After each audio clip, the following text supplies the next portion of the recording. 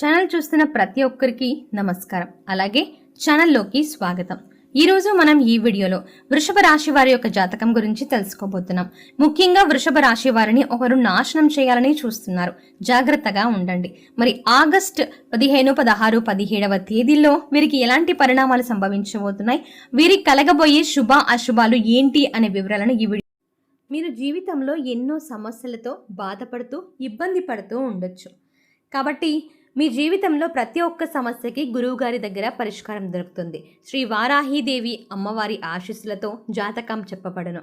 ఇతర ఎటువంటి పర్సనల్ సమస్యలు అయినా సరే, అంటే ప్రేమ సమస్యలు, పెళ్లి సమస్యలు, అంతేకాకుండా మనోవేదన అంటే ఎవరికో చెప్పుకోలేని బాధలతో ఎవరైనా బాధపడుతున్నా, అలాగే శత్రు సమస్యలు ఏవైనా ఉన్నా, పిల్లల పొరపాట్లు, భార్యాభర్తల సమస్యలు, విడాకులు, ధన సమస్యలు, ఇలా మీ జీవితంలో ప్రతి ఒక్క సమస్యకి గురువుగారి దగ్గర పరిష్కారం దొరుకుతుంది.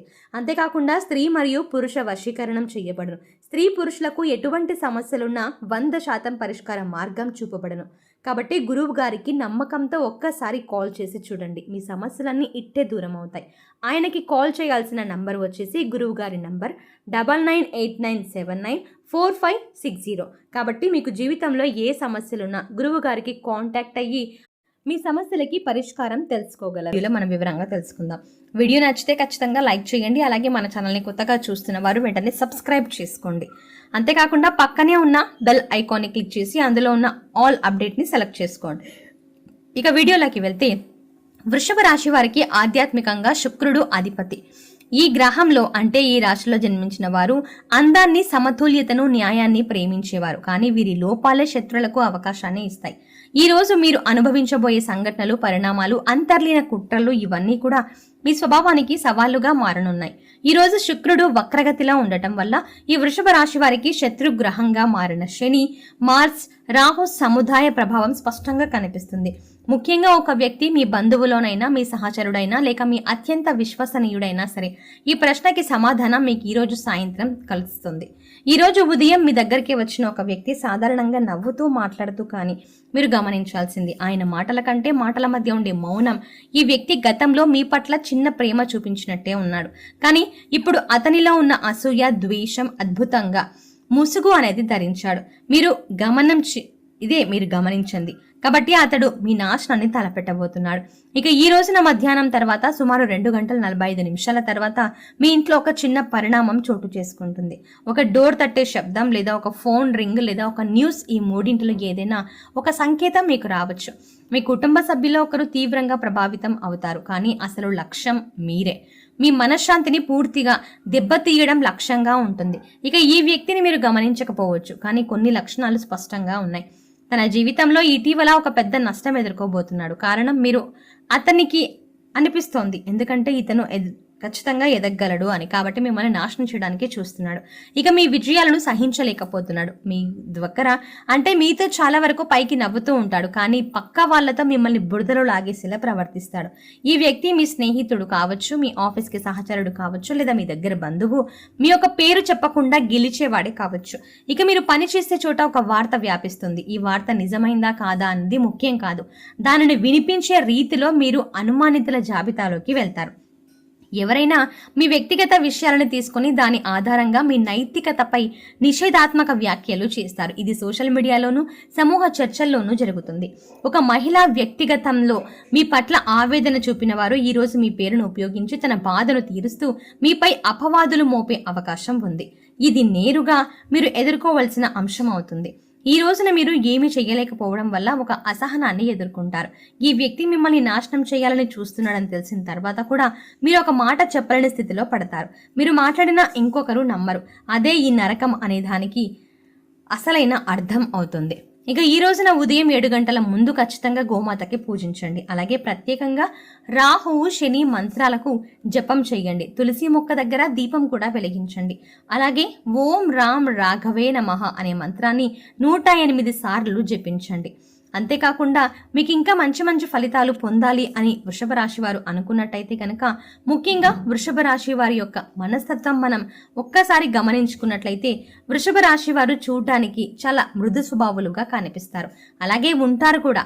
కానీ వీరు కష్టపడే తత్వం అనేది ఏదైతే ఉంటుందో అది నిజంగా ప్రశంసనీయమనే చెప్పాలి. అవును, భగవంతుడు ఉంటాడు. ఎలా? ఖచ్చితంగా కష్టపడే వారికి భగవంతుడు కూడా అనుగ్రహాన్ని కలిగిస్తాడు. అలాగా వృషభ రాశి వారికి భగవంతుడు అన్ని విధాల మంచి జరగాలి అని కూడా కోరుకుంటూ ఉంటాడు. ఎందుకంటే వీరు కష్టజీవులు. మనుషులు కోలుకోవడం అనేది జీవితంలో చాలా కష్టం ఏదైనా జరిగినప్పుడు. కానీ జీవితం అంటే అన్ని కలగలిపి సాగిపోవడం, ఆగిపోవడం కాదు. కాబట్టి అలాంటి ఒడిదుడుకులు అన్నింటినీ కూడా పక్కన పెట్టేసి మనం జీవితంలో ముందుకు వెళుతూ ఉండాలన్నమాట. అలాంటి ఒక విచిత్రమైనటువంటి సంఘటన వృషభ రాశి వారి జీవితంలో జరుగుతుందన్నమాట. దాని నుంచి మీరు చాలా ఇబ్బంది పడాల్సినటువంటి పరిస్థితి అనేది వస్తుందన్నమాట. అయితే ఇక్కడ వీరు ఏంటంటే చాలా ఇబ్బంది పడడానికి కారణం వీరు ఒక అమాయకత్వం అని చెప్పుకోవచ్చు. వృషభ రాశి వారి మనస్తత్వం ఏంటంటే అందరూ వీరిలాగా ఉంటారని చెప్పేసి అనుకుంటూ ఉంటారన్నమాట. ఇక ఉక్కున ఎదుటి వ్యక్తిని నమ్మేస్తూ ఉంటారు. ఎదుటి వ్యక్తిని ఏంటంటే మితిమీరినటువంటి విలువనిస్తారనమాట. అదే వీరు చేసేటువంటి పొరపాటు. అలా వీరేంటంటే ఈ వృషభ రాశి వారు గత కొంతకాలం నుంచి ఒక వ్యక్తిని పూర్తిగా నమ్మటం అనేది జరుగుతుంది. ఇక వృషభ రాశి వారి యొక్క వ్యాపారం విషయానికి వస్తే, అంటే అది వ్యాపారం అవ్వచ్చు, లేదా ఉద్యోగం అవ్వచ్చు, లేదా వారు చేసే ఏ పనిలోనైనా సరే వీరు కష్టపడితే మాత్రం ఖచ్చితంగా కలుసుబాటు అనేది ఉంటుందన్నమాట. వీరు వాయిదాలు వేసుకుంటూ పోతే ఇవాళ కాదు, రేపు కాదు, కాకపోతే మీరు వాయిదాలు వేసుకుంటూ వెళ్ళడం వల్ల పోయిన రోజు వెనక్కి రాదు, పోయిన రూపాయి తిరిగి రాదనమాట. కాబట్టి మీరు ఎన్ని బాధలు ఉన్నా, ఎన్ని ఇబ్బందులు ఉన్నా సరే మీరు మీ పని మీద శ్రద్ధ అనేది చూపించండి. ఎందుకంటే ఇప్పుడు బాగా కలిసి వచ్చేటువంటి సమయం కాబట్టి ఎవరికైనా డబ్బు అనేది ఊరికేనే రాదు. కష్టపడినా కూడా రాదు కొంతమందికి. కలుసుబాటు అనేది లేకపోతే మీరు కష్టపడండి, మీరు ఖచ్చితంగా కలిసి వస్తుంది మీకు. ఎందుకంటే లక్ష్మీదేవి యొక్క కటాక్షం అనేది ఈ రాశి మీద పుష్కలంగా ఉంది. కాబట్టి మీరు ఎంత కష్టపడితే జీవితంలో అంత మంచి ఊహించని స్థాయికి ఎదగలుగుతారు. మంచిగా ఒక రూపాయి కష్టం అంటే మీకు ఒక రూపాయి అనేది బాగా కలిసి వచ్చేటువంటి సమయం, బాగా సంపాదించుకునే సమయం. కాబట్టి ఈ యొక్క కలలు, ఆశలు కూడా అని నెరవేరే సమయం అని కూడా చెప్పుకోవచ్చు. ఏదైనా నూతన గృహ నిర్మాణాలు కావచ్చు, లేదా బంగారం కొనుగోలు అవ్వచ్చు, లేదా భూముల కొనుగోలు అవ్వచ్చు, ఇలా ఏదైనా సరే కొనుగోలు చేసే అవకాశాలు ఖచ్చితంగా కనిపిస్తున్నాయి. మీకు ఆకస్మిక ధనప్రాప్తి కూడా కలుగుతుంది. జీవితంలో ఒక మంచి ఉన్నత స్థాయికి ఎదిగేటువంటి అవకాశం అనేది ఈ రాశి పరంగా ఇప్పుడు ఈ సమయంలో మీకు గట్టిగా ఉంది. గట్టిగా ఈ సమయం వాటి కోసం వీటి కోసం అని వృధా చేసుకోకుండా మీ యొక్క పనిలో, అంటే చదువుకునే వాళ్ళైతే చదువు మీద, వ్యాపారం చేసే వాళ్ళైతే వ్యాపారం మీద, ఉద్యోగాలు చేసే వాళ్ళు మీరు ఉద్యోగం మీద, అంటే మీరు చేసే పని మీద దృష్టి పెడితే మాత్రం మీరు మంచిగా ఒక స్థాయికి ఎదుగుతారు. కాబట్టి కష్టాలు అనేవి ప్రతి ఒక్కరి జీవితంలో ఉంటూ ఉంటాయి. కాకపోతే ఇంకొంతమందికి ఇంకొంచెం ఎక్కువగా ఉంటూ ఉంటాయి. అవి గత జన్మలో చేసినటువంటి కర్మలు, పాపాల వల్ల ఒక్కొక్కసారి గట్టిగా నలిగిపోవలసినటువంటి పరిస్థితి అనేది వస్తుందండి. కానీ చేయగలిగేది ఏమీ లేదు. కాబట్టి మన మంచితనం కూడా మనకు ఒక అడ్డుగా వస్తున్నప్పటికీ చివరికి మన మంచితనమే మనల్ని గెలిపిస్తుంది. కాబట్టి తప్పు చేసిన వారి యొక్క ఆ శిక్షలు పడే సమయం కోసం ఎదురు చూసుకుంటూ మన జీవితాన్ని మనం కొనసాగించుకుంటూ వెళ్ళిపోవటమే అన్నమాట. కాబట్టి ఎవరిని ఏది కూడా విమర్శించవద్దు, ఎవరికి ఏది వివరించి చెప్పొద్దు, ఏమీ వద్దు. సైలెంట్గా ఉండడం ఒక్కటే సమస్యలన్నింటికి కూడా ఒక మంచి పరిష్కారం.